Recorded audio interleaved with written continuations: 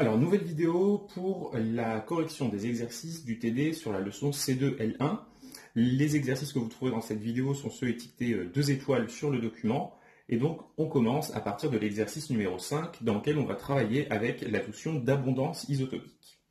Je vous précise à côté qu'il s'agit d'un exercice de mise en équation. Mise en équation, ça veut dire qu'on va vous donner un énoncé sous forme de texte et c'est à vous de décortiquer ce texte, de prendre des notations littérales, vous savez que j'y tiens, pour ensuite proposer une résolution littérale et arriver à la fin à des applications numériques sur les grandeurs qui vous seront demandées. En l'occurrence ici, on considère l'élément cuivre et on nous donne la valeur numérique de sa masse molaire moyenne. On nous dit également que le cuivre possède 2 isotopes, c'est-à-dire exactement 2 isotopes, pas plus. Le cuivre 63, dont on donne la masse molaire individuelle, et le cuivre 65, dont on donne la valeur de la masse molaire individuelle. Première question, rappelez la définition d'un isotope. Comme je l'avais dit déjà dans la première vidéo, pour définir la notion d'isotopie, mieux vaut parler de 2 atomes, en disant 2 atomes sont isotopes s'ils ont le même numéro atomique, Z, mais des nombres de masse A différents, ce qui revient à dire qu'ils ont des nombres de neutrons différents dans le noyau, mais des nombres de protons identiques. Deuxième question, encore une définition. Comme quoi, c'est important d'apprendre ces définitions pour pouvoir répondre aux questions des exercices de TD. Définir l'abondance isotopique d'un élément. Alors, abondance ou pourcentage isotopique, ça correspond à des fractions molaires, autrement dit des pourcentages exprimés en mol pour un élément donné. Pour ceux qui l'auraient oublié, si on considère une espèce que j'appelle petit i présente dans un mélange, eh bien, la fraction molaire de l'espèce i dans ce mélange correspondra au rapport de la quantité de matière de cette espèce i sur la quantité de matière totale présente dans le mélange. En général, on parle d'une fraction molaire dans une phase donnée, et donc on pourrait rajouter ici la phase qui doit être la même pour ces 3 quantités de matière, et qui peut être, vous le savez, solide, liquide, gazeux. Ça dépendra de la situation qu'on est en train d'étudier. En l'occurrence, ici, on parle de l'élément cuivre. Je pense que vous savez tous que dans les conditions habituelles de température et de pression, le cuivre est un métal à l'état solide. Donc ici, ce sera des fractions molaires à l'état solide qu'on va écrire. Donc dans la suite, vous pouvez, si vous le souhaitez, écrire XI avec un S en exposant, ou alors, plus rapidement, XI, puisqu'on n'a pas d'autre phase que celle du cuivre que nous allons étudier. Question numéro 3, là c'est la vraie question de l'exercice, les 2 premières étaient juste un préliminaire.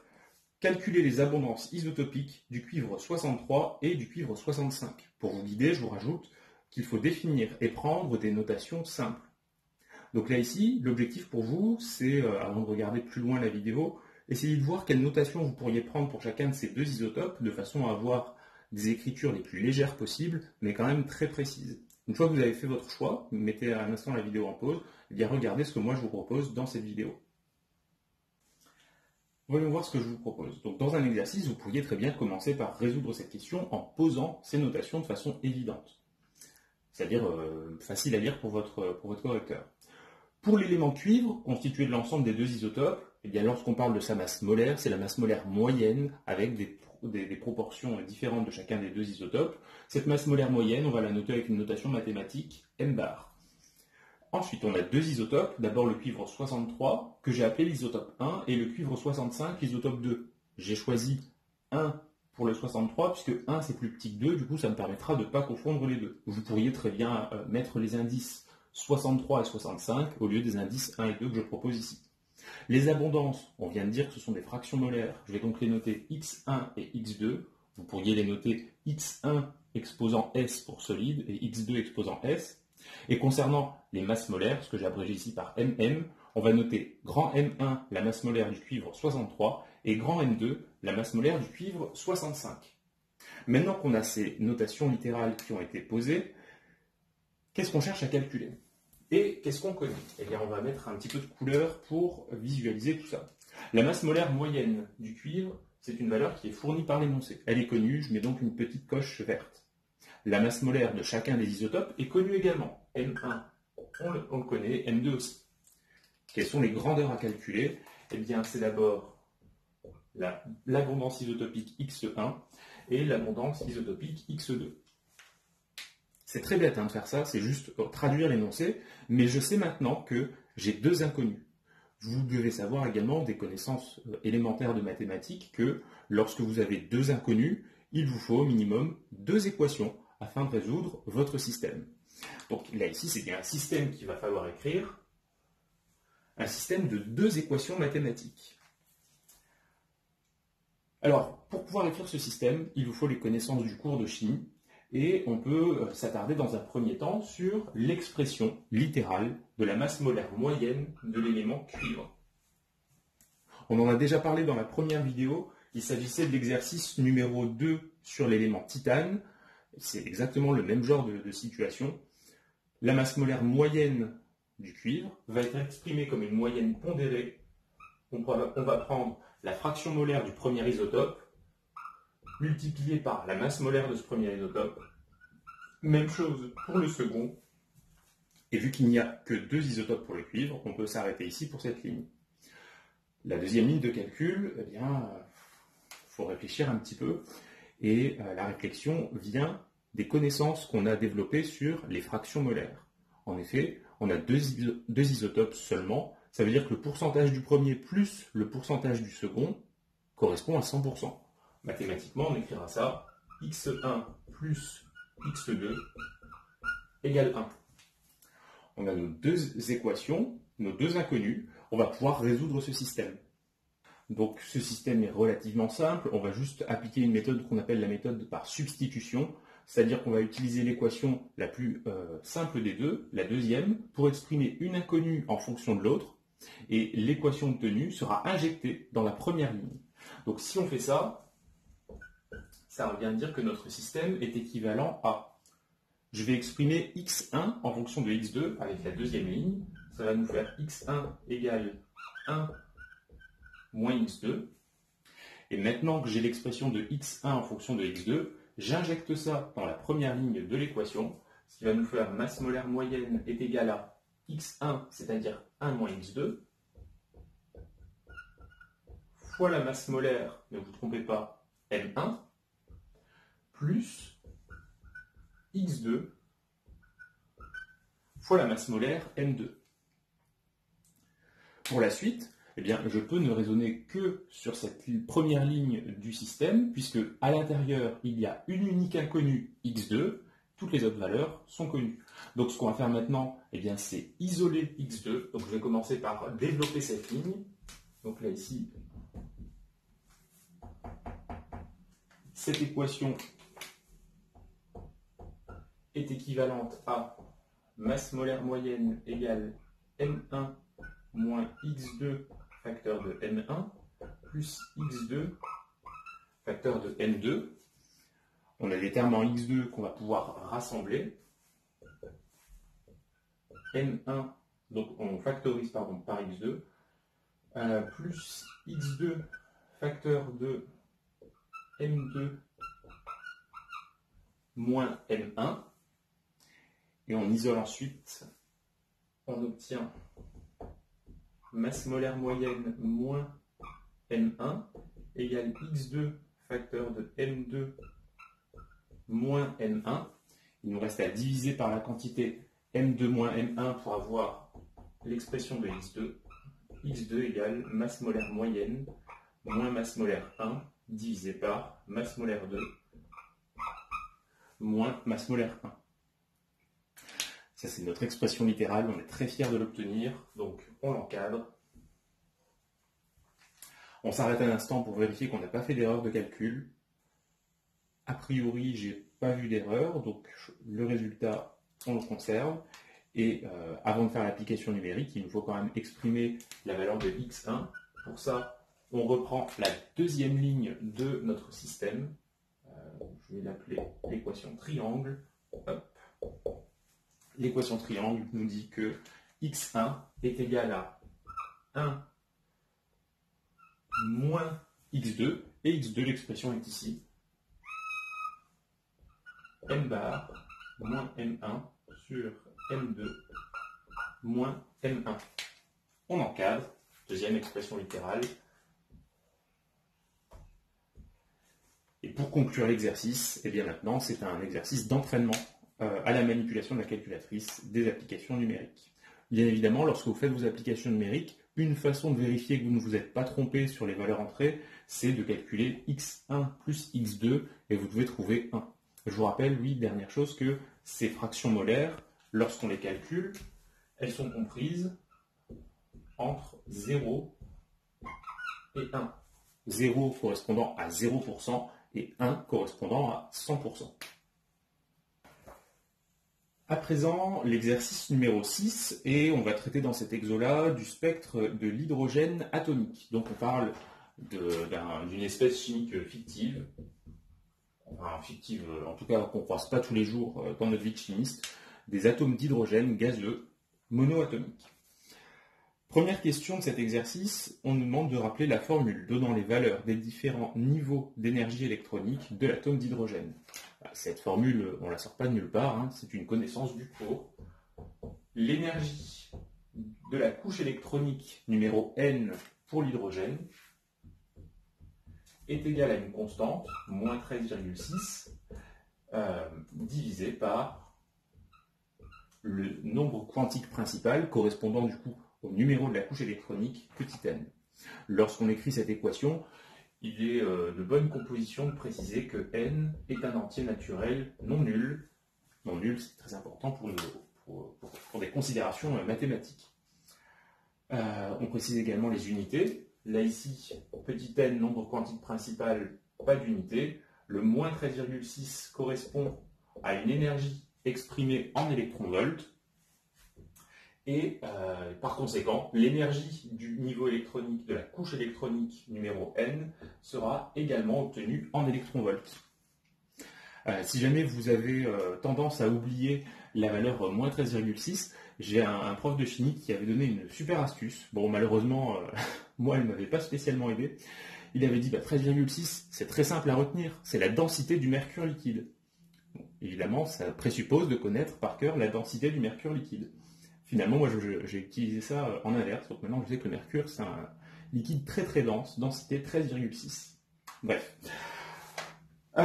Question numéro 2. Tracer le diagramme énergétique de cet élément lorsque le nombre quantique principal petit n est strictement inférieur à 4. Ça veut dire qu'on va s'intéresser aux 3 premiers niveaux électroniques, donc n égale 1, 2 et 3. Et grâce à la relation qu'on vient de rappeler ici, on a les valeurs des paliers énergétiques pour n égale 1, 2 et 3. Donc, pour répondre à cette question, j'ai commencé par tracer verticalement un axe gradué en énergie. La grandeur, c'est l'énergie de la couche électronique n pour l'atome d'hydrogène, exprimée en électronvolts. Ensuite, j'ai pris ma calculatrice pour calculer les différentes valeurs des niveaux d'énergie grâce à la formule qui est juste au-dessus.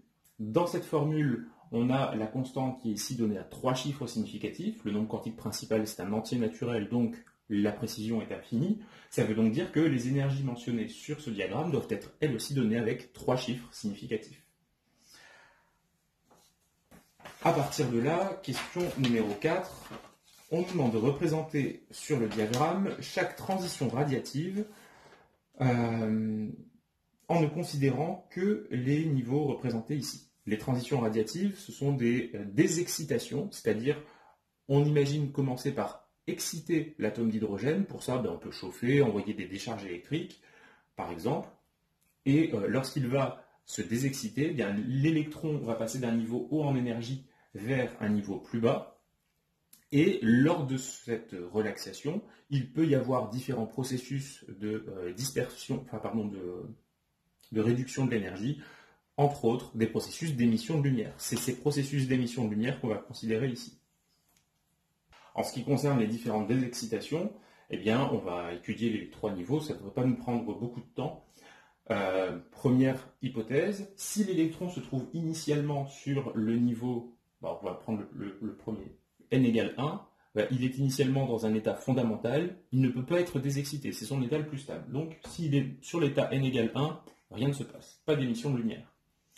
Si initialement l'électron se trouve sur le niveau n égale 2, là c'est un état excité, c'est le premier état excité de l'hydrogène, et il va donc pouvoir se relaxer en passant du niveau 2 vers le niveau 1, ce qui correspond du coup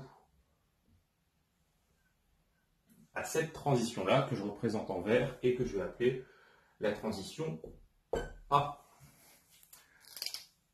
Si l'électron est sur le niveau 2, est-ce qu'il peut se relaxer autrement? Ben non, hein, le seul niveau d'arrivée possible, c'est n égale 1, donc c'est la seule chose qu'on peut écrire.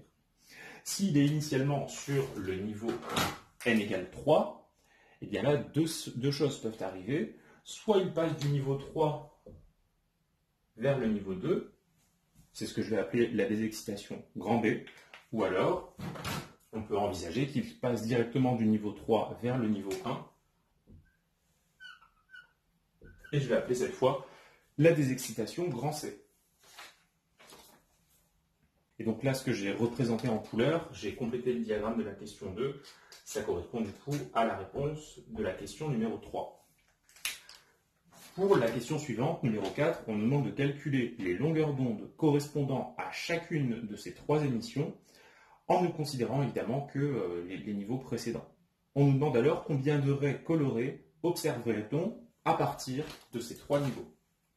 Cette question, elle est en deux parties, donc on va prendre les choses de façon séparée. Tout d'abord, il faut se rappeler d'une relation fondamentale en ce qui concerne les interactions entre matière et énergie, à savoir que l'énergie transportée par une onde électromagnétique, dans le cas ici de l'émission atomique, eh bien, l'énergie transportée correspond à la différence d'énergie entre les deux niveaux engagés. Ça, c'est un truc qu'on a vu dans le cours, ce qu'on peut écrire du coup. Énergie pour l'onde électromagnétique, OEM, ou énergie du photon, hein, ça revient au même, correspond en valeur absolue à l'écart énergétique entre deux niveaux. En l'occurrence ici, ce sont les niveaux des couches électroniques de l'atome d'hydrogène qui sont à considérer. De plus, grâce à la relation de Planck, on sait que l'énergie d'une onde électromagnétique s'exprime également h fois la fréquence nu, qu'on peut également écrire h fois la vitesse de la lumière dans le vide, c, divisé par la longueur d'onde lambda. Nous ici, on souhaite calculer les valeurs de longueur d'onde lambda. Donc je vais utiliser la relation qui est ici en bas à droite et la valeur absolue de la différence d'énergie entre deux niveaux pour avoir lambda en fonction des grandeurs qui sont connues. J'ai donc lambda égale h fois c divisé par, en valeur absolue, la différence d'énergie entre deux niveaux. Ça, c'est la relation littérale qu'il faut encadrer, c'est celle qu'on va utiliser dans la suite. La question maintenant, c'est de se dire, on va prendre l'exemple de la première des excitations, celle que j'ai notée tout à l'heure, grand A, pour calculer la longueur d'onde associée à l'émission lumineuse correspondant à cette baisse d'énergie pour l'électron. Eh bien, au numérateur, la constante de Planck H, c'est une constante, on ne lui apporte rien de particulier. C'est la vitesse de la lumière dans le vide, même chose, rien à préciser concernant cette vitesse-là. Il faut maintenant regarder qu'est-ce qu'on met au dénominateur. Différence d'énergie entre deux niveaux. C'est entre les deux niveaux engagés. Et là, on voit que la flèche verte, elle est entre le niveau n égale 1 et le niveau n égale 2. Donc il faut prendre la valeur absolue de E2 moins 1, ou E1 moins E2, ça revient au même.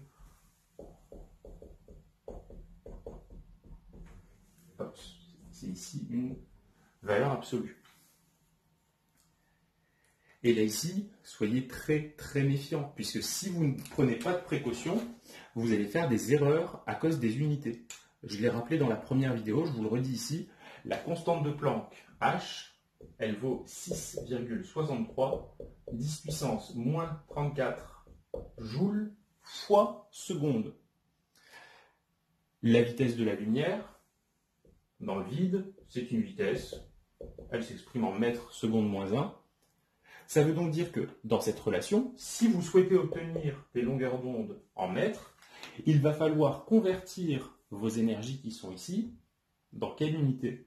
Il y a la seule autre unité énergétique qu'on a, c'est ici, des joules. Donc il faut convertir l'écart entre deux niveaux en joules.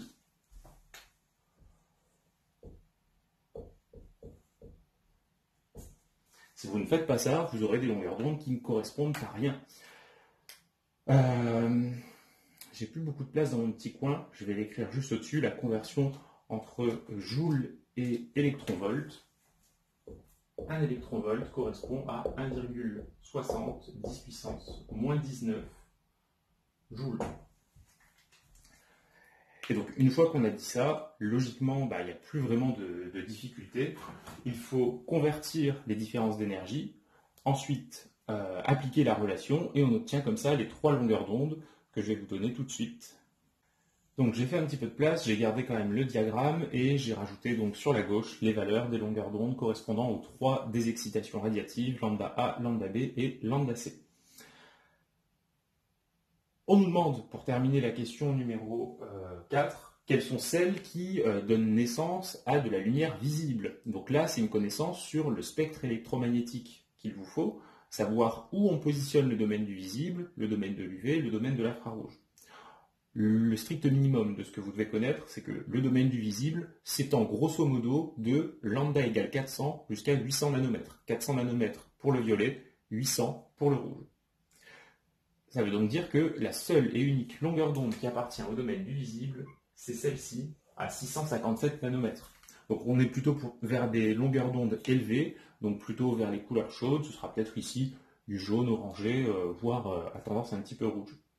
En ce qui concerne, donc là ici, visible, hop, je vais mettre orange, ça coupe la poire en deux. Et donc du coup, les autres longueurs d'onde, A et C, elles sont aux alentours de la centaine de nanomètres. C'est la frontière basse du domaine, cette fois de l'UV.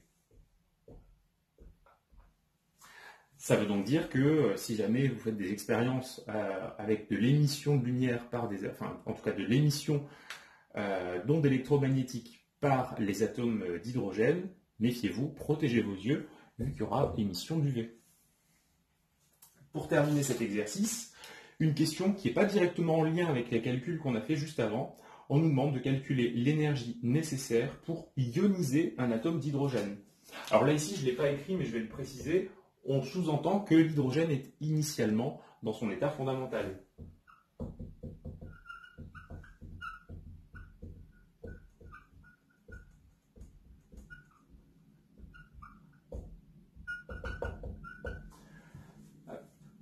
S'il est initialement dans son état fondamental, où se trouve l'électron sur le diagramme qu'on a fait tout à l'heure? Sur le niveau d'énergie le plus bas. C'est la définition de l'état fondamental. Ça veut dire que l'électron se trouve sur la couche électronique n égale 1. Par conséquent, il a une énergie de moins 13,6 électronvolts.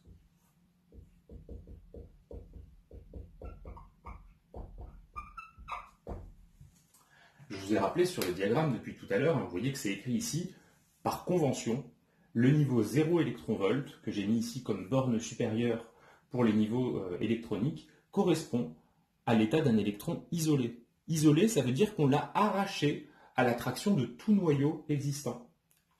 En d'autres termes, on l'a amené à une distance infinie. Et bien là ici, lorsqu'on fait le processus d'ionisation, que se passe-t-il pour un électron? Eh bien, il est initialement sur le niveau n égale 1, et on doit lui apporter suffisamment d'énergie pour qu'il devienne un électron isolé. Donc on doit passer de moins 13,6 à 0. En d'autres termes, il faut apporter plus 13,6 électronvolts à cet électron.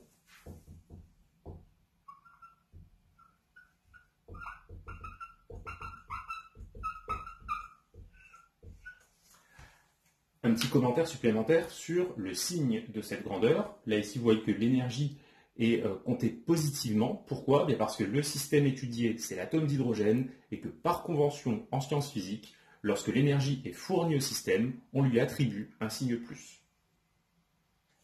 Dans l'exercice numéro 7, on commence maintenant, on va parler de la notion d'orbital atomique. Alors c'est une notion très importante dans le cours de chimie de première année, lorsqu'on essaye d'écrire la structure du nuage électronique.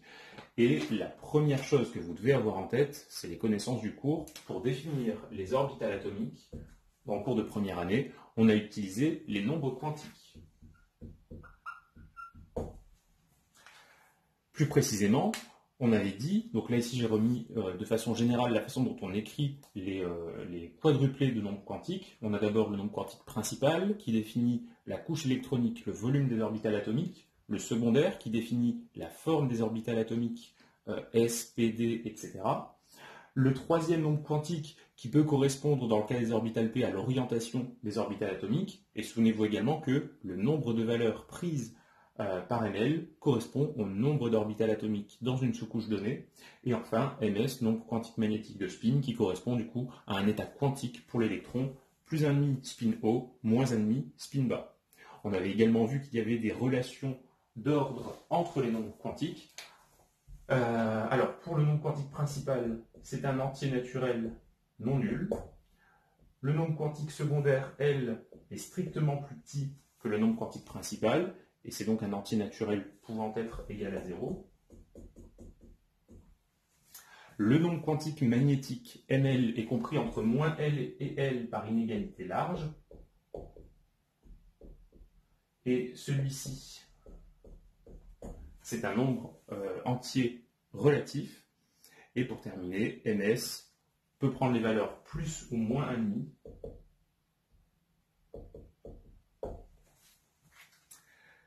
Une fois qu'on a rassemblé toutes nos informations, eh bien, on va pouvoir répondre à la première question. Donc, on nous donne ici différents quadruplés de nombres quantiques que j'ai remis sur le tableau, et on nous demande ceux qui sont impossibles, et on nous demande d'expliquer. On va devoir raisonner sur ce petit rappel de cours pour savoir quels sont ceux qui sont possibles et ceux qui sont impossibles.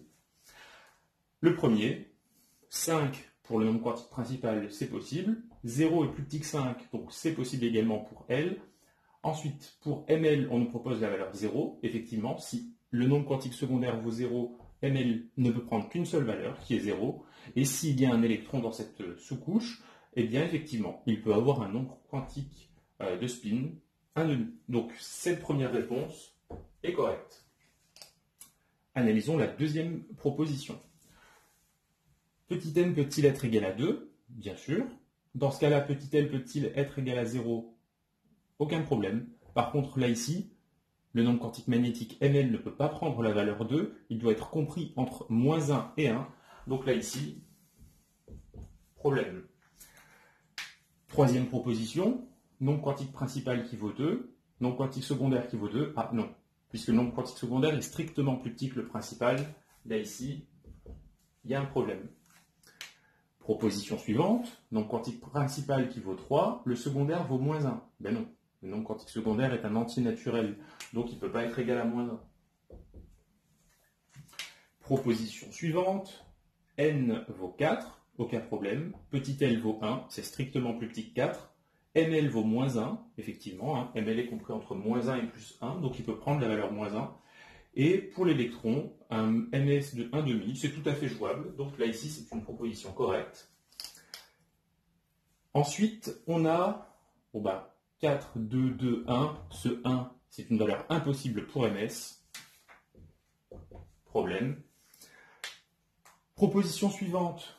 N vaut 5, c'est possible. Dans ce cas-là, L vaut 2, 2 est plus petit que 5, pas de problème. ML vaut 2, effectivement, il doit être compris entre moins 2 et 2, donc c'est faisable. Et ms vaut moins 1,5, ça existe aussi, donc là, ici, aucun problème pour ce quadruplet. Pour le suivant, on analyse tout de suite avec le dernier nombre quantique qui vaut 0. Ah non, c'est pas possible. Il faut plus 1,5 ou moins 1,5. Donc là, ici, erreur. Ensuite, pour l'avant-dernier, 8, 1, moins 1 et 1,5, tout ça c'est correct. Ça correspond bien à un électron dans une orbitale atomique. Et enfin, pour le dernier, 8, 4, 0, moins 1. Encore une fois, il n'y a pas de problème ici. C'est bien un quadruplé de nombres quantiques possibles. Dans la question numéro 2, je vais garder la trame qui est ici sur le tableau. On nous parle des quadruplés qui sont possibles, donc ceux que j'ai étiquetés avec une petite coche verte. Et on nous demande quel est le nom de la sous-couche correspondant. Alors pour ceux qui auraient oublié, un petit rappel, une sous-couche électronique, elle est définie par un doublet de nombres quantiques N et L. Des exemples de sous-couches, eh bien vous avez l'habitude d'en voir maintenant. Un S, c'est l'écriture d'une sous-couche. De la même façon, 3P, c'est une sous-couche. On pourrait aussi prendre 4F, etc. En gros, c'est les symboles qu'on retrouve dans le tableau de la règle de Kleshkovsky. On reprend donc nos quadruplés possibles et on va étudier tout ça. Alors, lorsqu'on a le premier, le nombre quantique principal vaut 5, donc c'est une sous-couche de la couche électronique numéro 5, donc l'indice numérique, ce sera 5. Lorsque S est égal à 0, il faut se souvenir d'un tout petit truc qu'on avait vu dans le cours. Pardon, lorsque j'ai dit S, c'est lorsque L vaut 0, la valeur de L fixe la forme des orbitales atomiques, elle peut prendre les valeurs 1, 2, 3 et 4, ce qui correspond à des formes d'orbitales atomiques qu'on résume sous forme de lettres uniques. Lorsque L égale 0, la sous-couche est de type S, L égale 1, P, D, F, etc. par ordre alphabétique ensuite. Donc là ici, si L est égal à 0, c'est une sous-couche S. Donc là ici, on a une sous-couche de type 5S. Le quadruplé possible suivant, c'est celui qui se trouve juste en dessous. Le nombre quantique principal N vaut 4, le secondaire vaut 1. 1, ça correspond à une sous-couche de type P. Donc là ici, on a une sous-couche 4P. Pour le suivant qui est correct, c'est celui-ci. Le nombre quantique principal vaut 5, le secondaire vaut 2. C'est donc une sous-couche 5D. Pour l'avant-dernier, 8 avec L qui vaut 1, donc ce sera 8P. Et pour finir, 8 et L qui vaut 4. Pour terminer cet exercice, question numéro 3, on nous parle maintenant d'un électron qui occupe une orbitale atomique 5F et on nous demande quels sont les quadruplés de nombres quantiques pouvant décrire cet électron. Je vais faire un petit peu de place au tableau. Alors, puisqu'il s'agit d'un électron dans une orbitale atomique de type 5F, ça veut dire que les deux premiers nombres quantiques sont fixés. On va donc avoir pour le nombre quantique principal 5, pour le nombre quantique secondaire, lorsqu'on a une sous-couche de type F, ça veut dire que L est égal à 3. Et il nous reste à préciser les valeurs possibles pour ML et MS. Et donc là, eh bien, on sait que ML va être compris entre moins 5 et 5. Pardon, je dis n'importe quoi, c'est entre moins L et L, donc entre moins 3 et 3. Ce que je peux réécrire de la façon suivante, ML prendra soit la valeur moins 3, ou moins 2, ou moins 1, ou 0, ou 1, 2, 3. En ce qui concerne le nombre quantique de spin MS, lui, il va pouvoir prendre les valeurs plus 1,5, moins 1,5. Et donc, une fois qu'on a posé ça, eh bien, il s'agit d'un exercice d'écriture. On va pouvoir écrire, prenons par exemple d'abord la valeur plus 1,5 pour MS. On va pouvoir écrire au total ici 7 quadruplés avec le MS qui vaut 1,5. Ensuite, on change la valeur de MS et on écrit à nouveau 7 quadruplés, mais avec la valeur moins 1,5. Donc c'est un petit peu fastidieux. Là ici, je vais garder cette notation plutôt abrégée. Question suivante, la numéro 4. Je ne vais pas tout réécrire, vu que c'est encore une fois une question sur des définitions de cours. Vous voyez que je fais des efforts pour que les exercices du TD vous entraînent sur les définitions du cours. On nous demande de rappeler les 4 règles d'établissement d'une configuration électronique. Première règle, le principe d'exclusion de Pauli, qui stipule que 2 électrons d'un même atome ne peuvent pas être décrits par le même quadruplé de nombres quantiques. La conséquence de ce principe, c'est qu'on va pouvoir mettre au maximum 2 électrons dans une orbitale atomique donnée. Deuxième règle que nous avons vue, le principe de construction Aufbau, qui nous dit que on va remplir les sous-couches par ordre d'énergie croissant. Ce principe est complété par la règle empirique de Kleshkovsky. Kleshkovsky, lui, il nous donne l'ordre en question en disant que les sous-couches sont classées par valeur de somme n plus L croissante, et si jamais pour 2 sous-couches, la valeur de n plus L est identique, eh bien la sous-couche la plus basse en énergie sera celle associée au nombre quantique principal le plus petit. Pour terminer, la règle de Hund précise que pour avoir un état fondamental, dans le cas où plusieurs orbitales atomiques ont la même énergie, par exemple pour les 3 orbitales atomiques d'une sous-couche P, Eh bien, si on a plusieurs électrons à placer à l'intérieur, il faut utiliser un maximum d'orbitales atomiques, c'est-à-dire commencer en mettant un électron par orbital atomique et en choisissant les moments magnétiques de spin, ms, à la même valeur, soit tous positifs, soit tous négatifs. Une fois que chaque orbital atomique accueille un électron, avec tous le même spin, enfin le même moment de spin, et bien dans ce cas-là, on peut ensuite apparier les électrons s'il en reste, bien sûr. Maintenant qu'on a revu ça, eh bien, on va pouvoir appliquer ces règles dans la question numéro 5 pour obtenir la configuration électronique du fer à l'état fondamental. Avant de commencer à répondre à cette question, sachez que l'ordre des sous-couches, soit vous le connaissez parce que vous avez déjà fait suffisamment d'exercices et que vous l'avez mémorisé, ou alors, si vous l'avez oublié, vous refaites un tableau correspondant à la règle de Kleshkovsky pour arriver à l'ordre de ces sous-couches. Là, ici, je vais mettre la vidéo en pause un instant pour refaire ce tableau. Je vous invite à vous aussi mettre la vidéo en pause, refaire le tableau pour voir si on arrive à la même chose. Voici le tableau à double entrée tel que je vous l'ai présenté en classe. J'ai mis dans les colonnes les valeurs du nombre quantique principal. On sait que c'est un entier non nul, donc je commence à compter à partir de 1. Dans les lignes, j'ai mis les valeurs du nombre quantique secondaire. C'est un entier pouvant être égal à 0 et strictement plus petit que n, donc je commence à compter à partir de 0. Et les cases dans lesquelles j'ai mis une croix bleue correspondent aux cases qui ne respectent pas la règle que j'ai mise ici. Donc ça correspond à des sous-couches qui n'existent pas. Une fois qu'on est là, pour obtenir l'ordre des sous-couches, on va parcourir le tableau par valeur de somme n plus L croissante. Et pour ça, ça revient en fait à tracer des flèches diagonales qui vont remonter vers la droite. Et à chaque fois qu'on croise une sous-couche, eh bien, ça nous donnera l'ordre successif en énergie. Donc la première qu'on croise, c'est la sous-couche 1s. Ce sera donc toujours la plus basse en énergie pour un atome donné. Ensuite, on décale notre flèche, on remonte en diagonale des cases qui se trouvent juste en dessous. On croise alors la sous-couche 2s, qui viendra donc en second. Et on procède ainsi successivement. On croise ensuite 2p, puis 3s. Et on continue. 3p, 4s, puis 3d, 4p, 5s, etc. Lorsqu'on applique cette règle à la configuration électronique du fer, on nous donne le numéro atomique qui vaut 26. On obtiendra alors 1s2, 2s2, 2p6, 3s2, 3p6, 4s2, 3d6.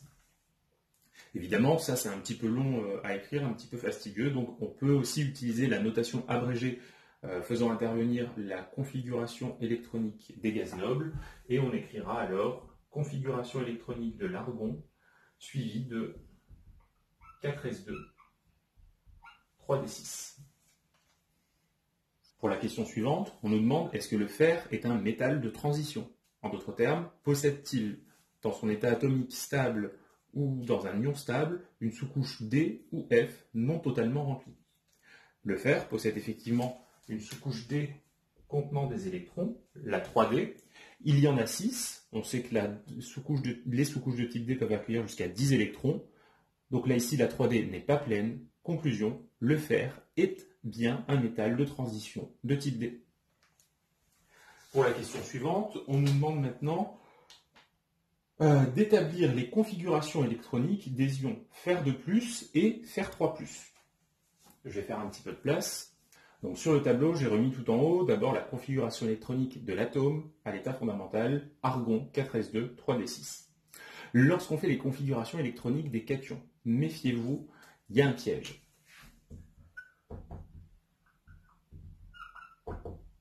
On doit retirer des électrons à la configuration électronique de l'atome. Première chose à faire, c'est commencer donc par écrire cette configuration électronique pour l'atome. Ici, c'est très bien, l'exercice nous guide, nous l'avons déjà écrit. Ensuite, il faut savoir qu'on va retirer des électrons, mais pas n'importe où. On doit les retirer sur la sous-couche qui est de plus haute énergie. En l'occurrence, ici, eh bien, lorsqu'on a un niveau 4s et un niveau 3d, le niveau le plus haut en énergie, c'est le niveau 4s. Par conséquent, on va toujours vider le niveau 4s avant le niveau 3d. On peut même généraliser ça en disant que pour les cations, on vide le niveau ns avant le niveau n-1d.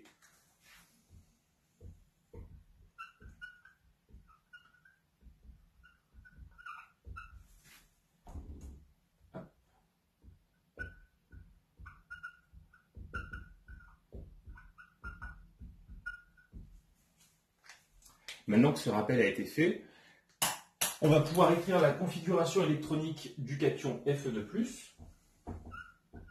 Alors pour obtenir Fe2+, on va regarder la configuration électronique de l'atome de fer et on retire donc 2 électrons qui correspondront à l'excès de plus de charge et on va les retirer sur le niveau 4s pour tenir compte de la remarque écrite en rouge. On va donc avoir pour ce cation une configuration en argon 4s0 3d6 et on nous demande également d'écrire la configuration électronique du cation Fe3+, l'ion fer 3.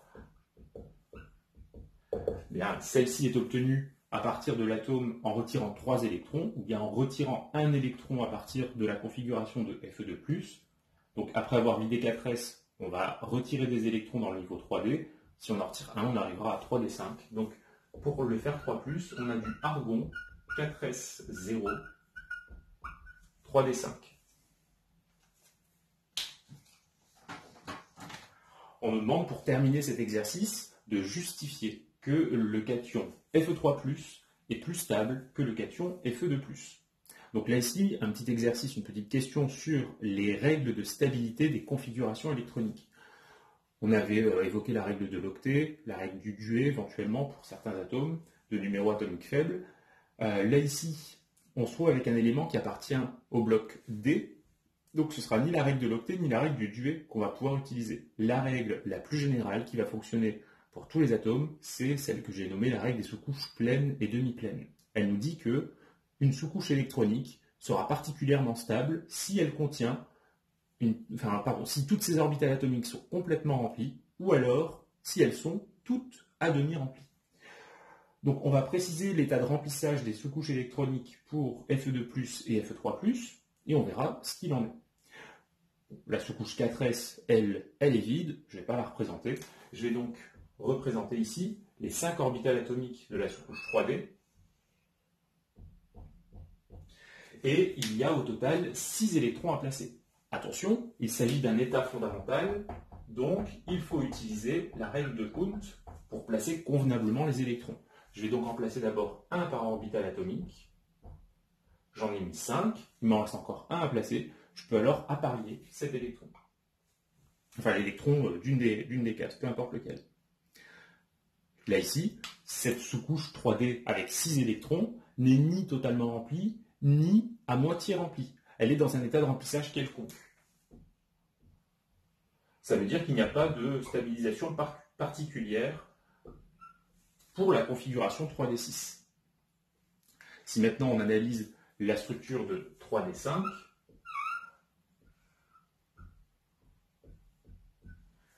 vous l'aurez compris, je pense, je vais quand même placer les électrons. On utilise encore une fois la règle de Hund pour avoir l'état fondamental.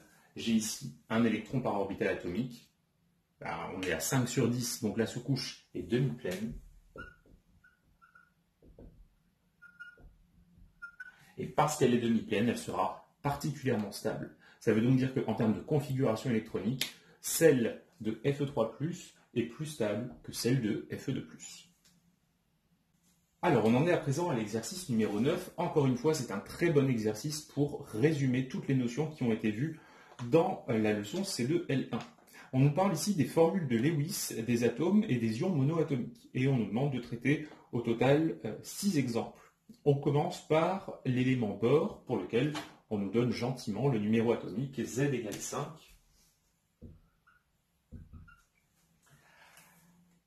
Alors, un petit rappel avant de commencer sur cet exemple-là. Lorsqu'on parle de représentation de Lewis, on sait qu'on va devoir faire une distinction dans la configuration électronique entre les électrons de cœur et les électrons de valence. Lewis ne s'est intéressé qu'aux électrons de valence pour la raison suivante. Ce sont les électrons qui sont porteurs de réactivité chimique.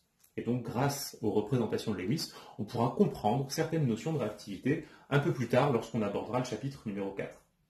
Ça veut donc dire que pour cet exercice, il faut commencer par écrire les configurations électroniques des atomes ou des ions à l'état fondamental et identifier électrons de cœur et électrons de valence. À partir de là, on regardera uniquement les sous-couches de valence et on analysera si elles contiennent 0, 1 ou 2 électrons, ce qui donnera par conséquent la représentation de Lewis.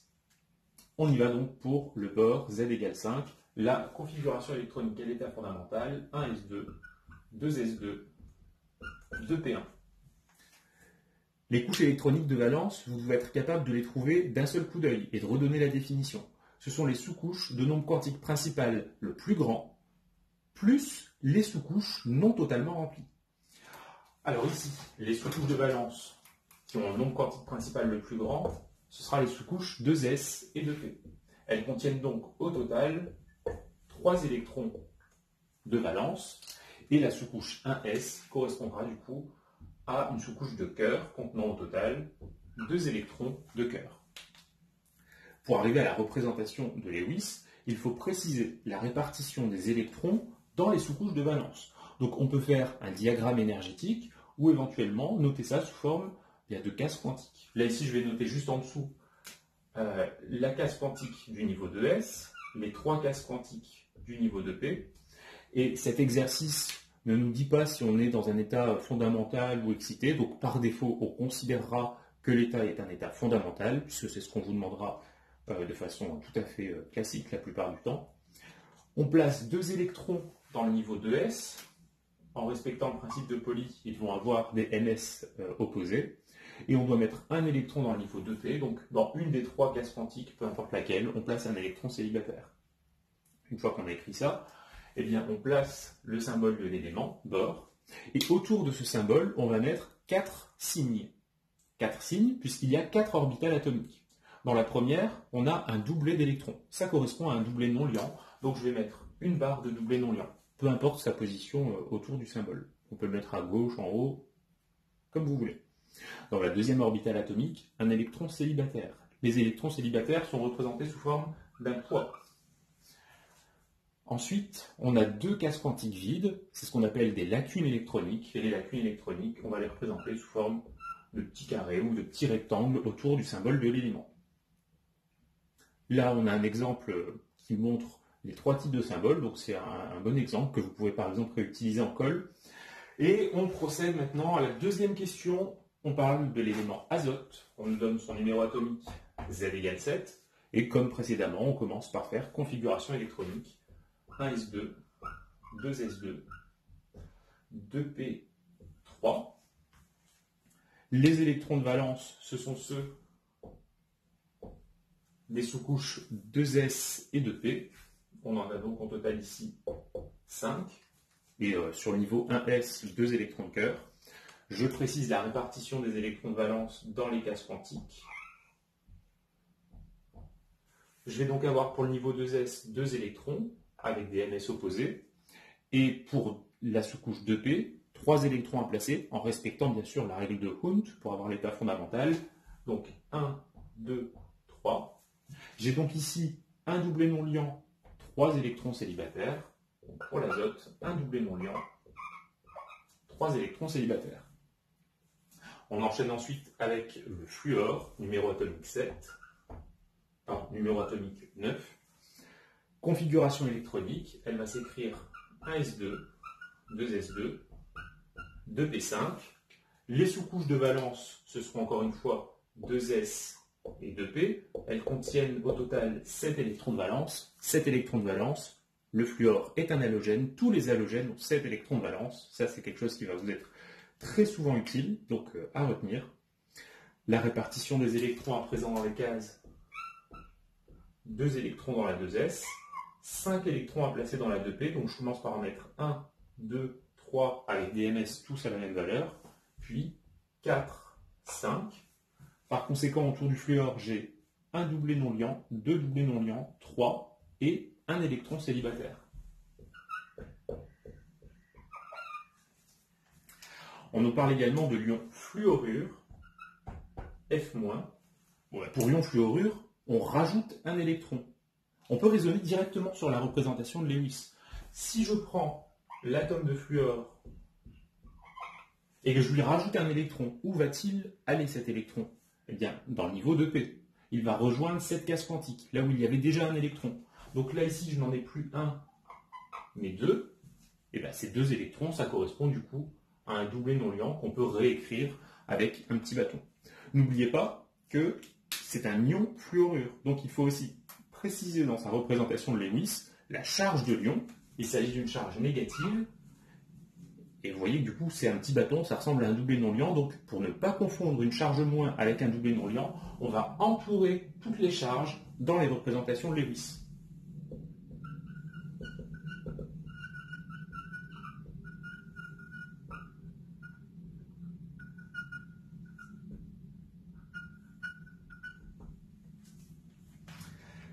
Pour terminer cet exercice, il nous reste à traiter le cas de l'élément magnésium. Cet élément, le numéro atomique vaut 12. On commence par faire la configuration électronique à l'état fondamental. 1s2, 2s2, 2p6, 3s2. Ah là, ça change un petit peu des cas précédents, puisque les 3 premières sous-couches vont être ici des sous-couches de cœur. On a au total 10 électrons de cœur. Et pour les sous-couches de valence, qu'est-ce qu'on va dire? La sous-couche 3s accueille des électrons de valence, donc c'est sûr que c'est une sous-couche de valence. Et on a dit sur les exemples précédents qu'on met souvent pour les pour les lignes numéro 2 et 3 de la classification, 4 signes autour du symbole de l'élément chimique pour les représentations de Lewis. Si on veut pour le magnésium mettre 4 signes également, on peut alors faire la chose suivante, considérer la sous-couche 3p qui contient 0 électron, mais vous voyez qu'elle est sur la même couche électronique que la 3s, donc c'est bien la couche électronique de valence. Donc je vais considérer ici les 4 orbitales atomiques de valence, ça nous permettra d'avoir des représentations Lewis comparables avec les précédentes. On a sur ces sous-couches au total 2 électrons de valence, on va préciser leur répartition. Bon, la 3p c'est facile, hein, il y a 0 électron dedans, et dans la 3s, une paire. On va donc avoir pour l'élément magnésium un doublet non-liant et 3 lacunes électroniques lorsqu'il est à l'état fondamental. On passe maintenant au cation Mg2+. Pour avoir la formation de Mg2+, à partir du magnésium, on vide les électrons à partir de celles les plus hautes en énergie. La plus haute en énergie, c'est la 3s. On retire les 2 électrons qui sont à l'intérieur. Qu'est-ce qui va nous rester du coup pour le magnésium? Uniquement les électrons de cœur.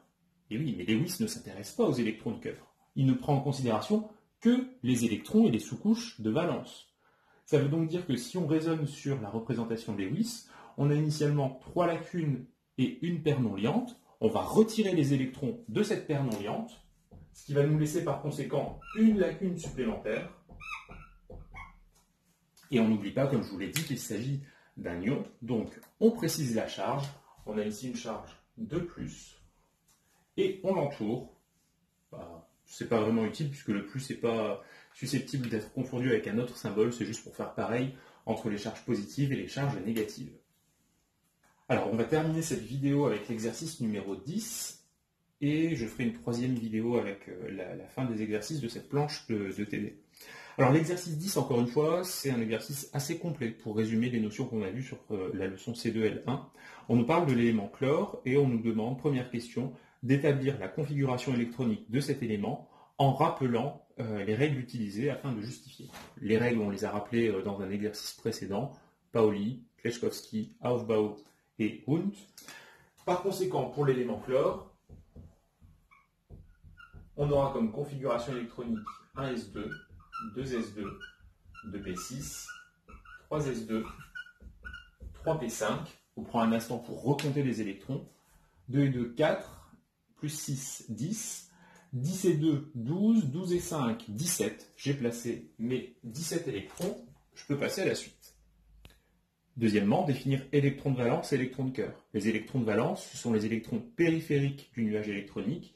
Ils appartiennent aux sous-couches de valence, celles de nombre quantique principal le plus élevé, plus les sous-couches non totalement remplies. Les électrons de cœur, eux, ils sont sur les couches internes du noyau. Ils ne sont pas responsables de la réactivité chimique. Et pour les retrouver, tous les électrons qui ne sont pas des électrons de valence sont des électrons de cœur. Combien d'électrons de chaque type le chlore possède-t-il? Je vais compléter l'écriture de la question 1 pour avoir la réponse à la question 2. Le nombre quantique principal le plus grand dans cette configuration, n égale 3. Par conséquent, les sous-couches de valence, ce sont les sous-couches 3s et 3p. Il y a au total 7 électrons de valence. Le chlore est un halogène. Tous les autres électrons sont des électrons de cœur, et il y en a au total 10.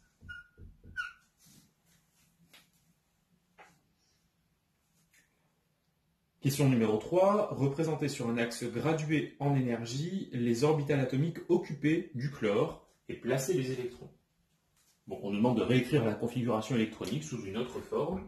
Donc, je prends un axe vertical. J'oublie pas de préciser que c'est un axe gradué en énergie, donc je mets un grand E. Et je vais placer les différentes sous-couches de la 1S jusqu'à la 3P. 1S, 2S, 2P, 3S, 3P. Je peux les jambrer ici à gauche. Et je place ensuite les électrons. Alors je vais les dessiner en bleu. 1S, je vais mettre 2 électrons. 2S, même chose. Pour la 2P, elle est pleine. Donc 1, 2, 3, 4, 5, 6. 3S est pleine. 1, 2. Et dans la 3P, il y a 6 électrons. Pardon, pas 6 mais 5. 1, 2, 3, 4, 5. Voici la réponse qui nous est demandée à la question 3.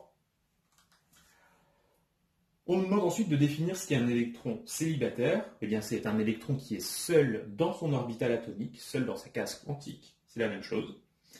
Un électron, plutôt 2 électrons seront dits appariés dans le cas inverse, où ils sont 2 dans la même orbitale atomique. Combien le chlore en possède-t-il de chaque type? Là, il va falloir analyser le schéma qu'on vient de dessiner à la question numéro 3.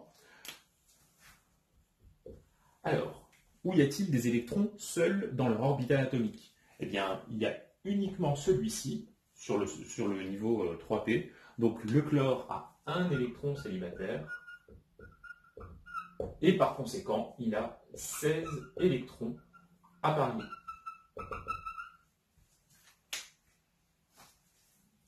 Le chlore possède-t-il des propriétés magnétiques?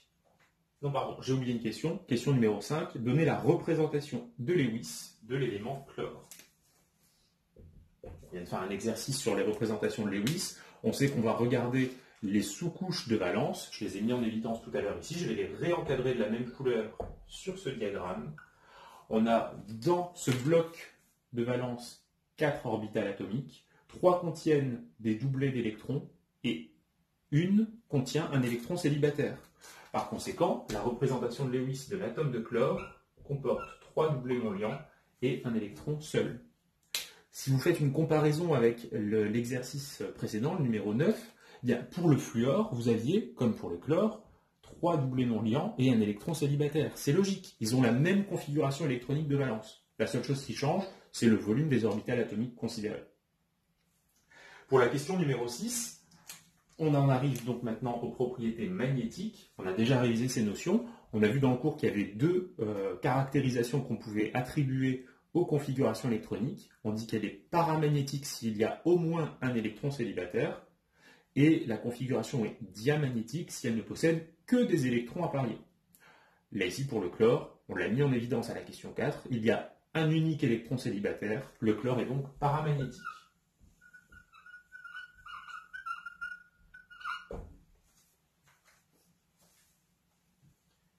Pour terminer, question numéro 7. On nous dit que l'élément chlore, eh bien, il capte facilement un électron pour se transformer en ion chlorure Cl-.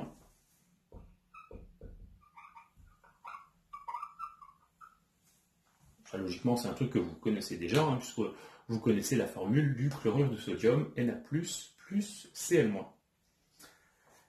On nous demande à partir de là de reprendre toutes les questions pour l'entité Cl-. Alors là ici, vous pourriez tout réécrire. Moi, ce que je vais faire, je vais simplement compléter et transformer les réponses que nous avons données précédemment. Pour ça, je vais utiliser mon feutre rouge. Alors, lorsqu'on est avec l'atome de chlore, on avait écrit tout à l'heure sa configuration électronique. Lorsqu'on passe à l'ion chlorure, Cl-, on rajoute un électron supplémentaire. Donc on termine avec une sous-couche 3p6. Ce qui nous fait un total non plus de 7 électrons de valence, mais de 8 électrons de valence. 8 électrons de valence, ça correspond à la règle de l'octet.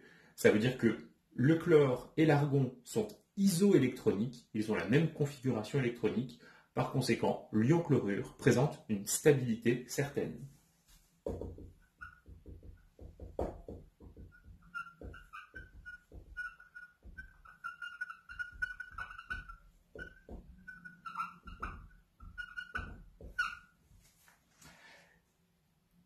Donc du coup, dans la question 2, on nous demande de dénombrer le nombre d'électrons de cœur et d'électrons de valence.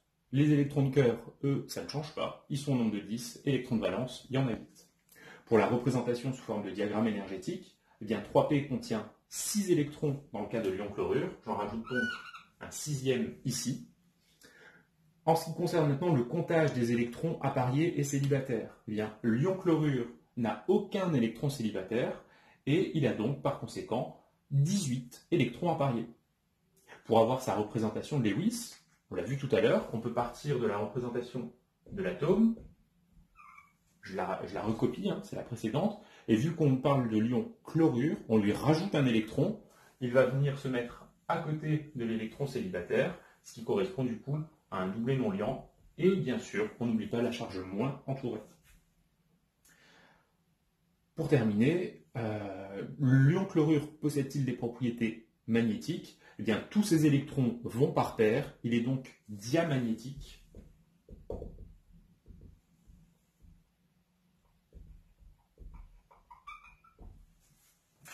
Pour conclure sur cet exercice, on a ici choisi de travailler avec l'élément chlore, mais on pourrait refaire le même exercice pour l'élément fluor, et les réponses seraient analogues, pour l'élément brome, et pareil pour l'élément iode. L'intérêt de refaire l'exercice pour l'élément iode ou l'élément brome, c'est que les configurations électroniques sont un peu plus longues et donc un petit peu plus difficiles à écrire que celles du chlore.